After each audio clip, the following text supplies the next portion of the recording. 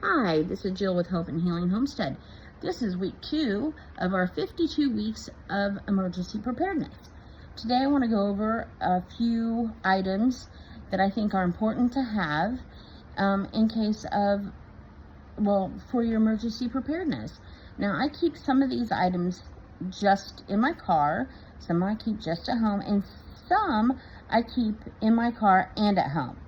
And some I keep in my emergency bag. And I'm going to go over what I do with each of them. This is emergency Marlar blankets. I keep one of these in each vehicle for each person that can ride in each vehicle. That way, we break down on the road, we have enough for every person. So in my 15-passenger van, I have 15 of them.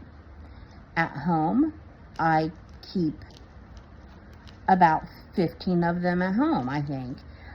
So yeah, I have plenty of them.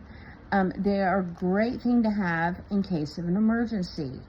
You can get them at the Dollar Tree most of the time. You can get them at Walmart. Get them off of Amazon.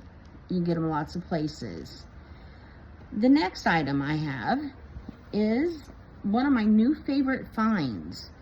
I really like this item, and they, I think, were intended for kitchens for the most part, but I have these now scattered in different parts of my house. I have one in my kitchen, one in my garage, and I have one in my basement, and then I have one on my second floor, just in case I need them. I also have one in each vehicle, in case it's necessary.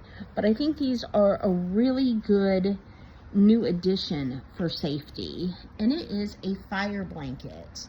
You just pull it out, and it's just a big white sheet like blanket, and it's like a glass fiber blanket, and it smothers the fire right out.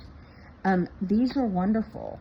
I have seen so many reviews and all on them. I think it's a great new product to put out fires. It does a different job than like a smoke or a fire extinguisher does, but I definitely think it has its place. I highly recommend getting these as another form of backup for fire safety. Another thing that I have, and I have a lot of, remember, I have a very large family, so that's why I have mass quantities of certain items, and that is emergency rain ponchos. I haven't even taken these out. This is my home stash, and I have these, one in each vehicle for each person, and this is a 10-pack. I actually got this one off of Temu, but they're great in case the car would break down, and I have them in each vehicle for each person. And like I said, I have this one at home.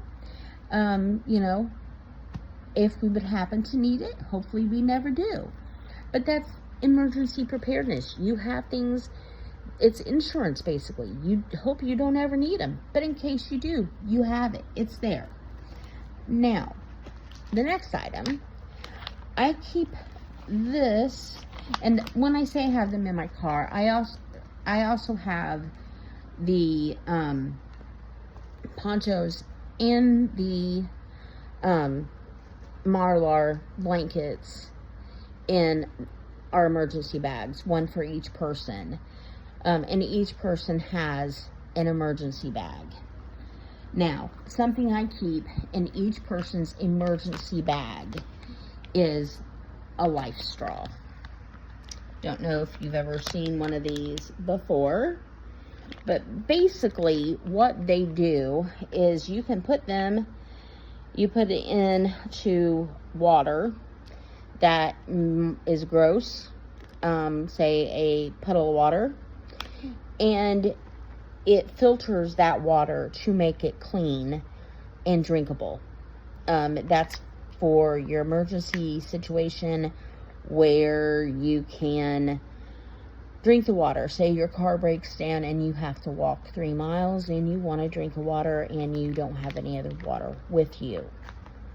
That would be the kind of scenario. People use these for hiking and that type of thing as well. Anyway, these are life straws, and I also bought these off of Temu. But you can get these off from camping stores, Walmart, Amazon. They sell them lots of places, but they're another great thing to have. Now, I don't have a reason to have them in mass quantity. I have them in each person's bag. I don't see a reason to have them just stocked in my house. And in my family situation, having multiple people in wheelchairs that can't use them anyway, we don't have them just stocked in the car or in our vans. But that's what we have them for. Now, there's lots of other things, but that can go into your bags, your emergency bags, and some people call them bug out bags. Some of them call them get home bags. For us, it is just a one bag. It's just an emergency bag.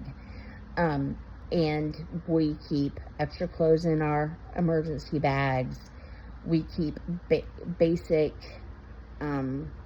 things in every person's bag, and then we have a list of what we would need to bring with us if we had to actually bug out.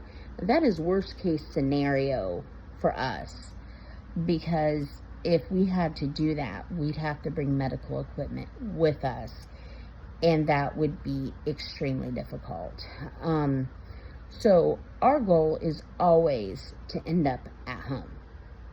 It just is.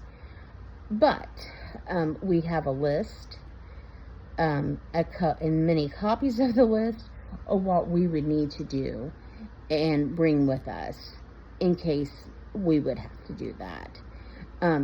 But with our family, first aid kits are with us everywhere we go. We have emergency kits that are comparable to most EMT kits, just because it's needed. We have meds with us. We have suction machines and things of that nature that a lot of families don't have. Now, as far as other things to have in your bags, I would suggest a small first aid kit in every person's bag. I also think you need a good sized first aid kit in your home. And I would just start off with buying one. A good sized first aid kit, you can buy them anywhere. Get a good sized first aid kit. You know the size of your family.